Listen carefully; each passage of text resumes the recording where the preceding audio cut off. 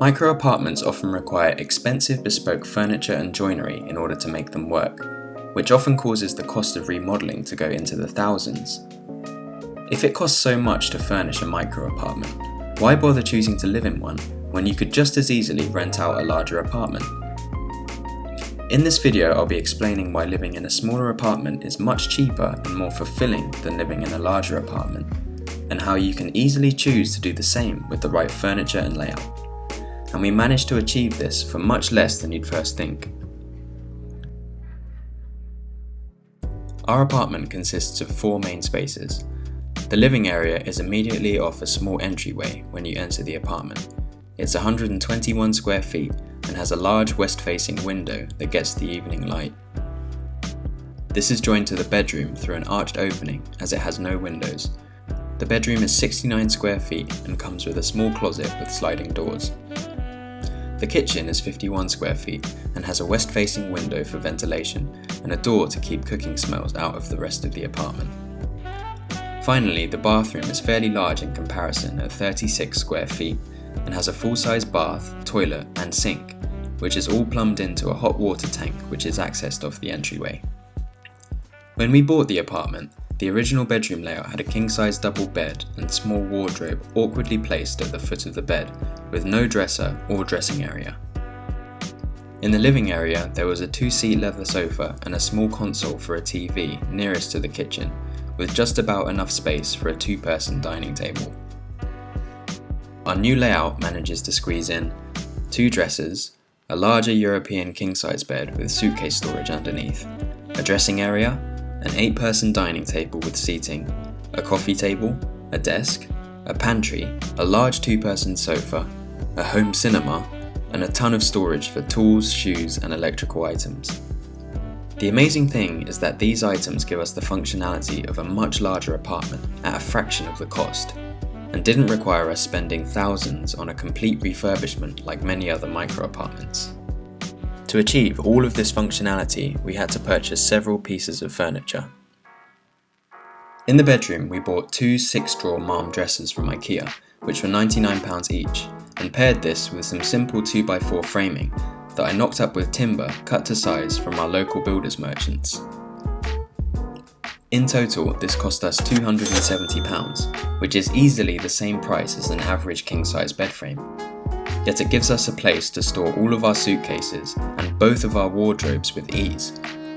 As this freed up space at the foot of the bed, we made this into a dressing area with a picture ledge, mirror and hooks, with a small step stool to aid getting up onto the bed, which cost us a total of £85. These upgrades left us with a total cost of £355 for the entire bedroom.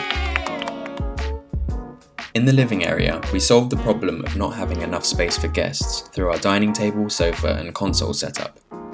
The transforming coffee table we bought from made.com for £349 and it was worth every single penny. This not only allows us to have a generous coffee table as a centerpiece for our living area, but also transforms into a dining table that can seat between 4 to 8 people.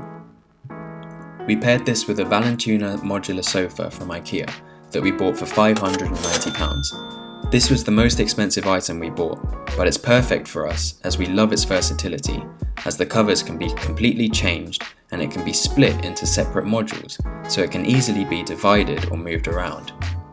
It also has incredibly thin arms, which means that it maximizes seating area so that it's large enough for naps and can seat 3 small people even though it's labelled as a 2-seater. The sofa also has storage underneath, which gives us space for all of our tools, as well as extra space for extra blankets and cushions. The console is simply made up of 3 small Besta frames from IKEA, which we bought for £40 each. These can be moved around to function as stools, as well as housing our laptops and all of our shoes. The final piece of storage we purchased was a large Besta cupboard from IKEA, which was £140 and functions as our dry food pantry and entertainment centre. This houses our Xbox, which we use for gaming and watching Netflix, which is wired up to a Bose soundbar and Epson projector, giving us an immersive home cinema experience.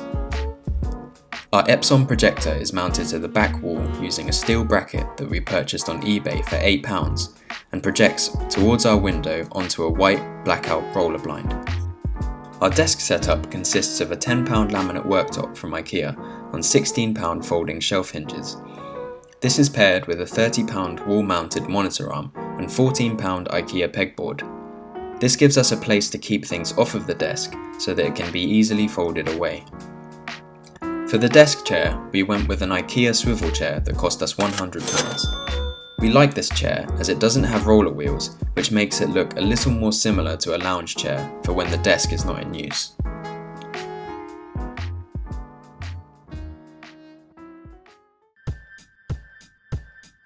By making these purchases, we managed to turn the old layout into something much more functional. The reason this works so well is because it can so easily transform from one use to the next with minimal effort or resistance, and a clear circulation route is maintained throughout the space without any obstruction. I kept this in mind when choosing all of our furniture, carefully checking the sizes before ordering and measuring them against the space. For additional peace of mind, I placed approximate dimensions in a SketchUp file to get a clear idea of what works well together before committing to purchase certain items. All in all, our apartment furniture cost us a final price of £1,716 for the entire apartment.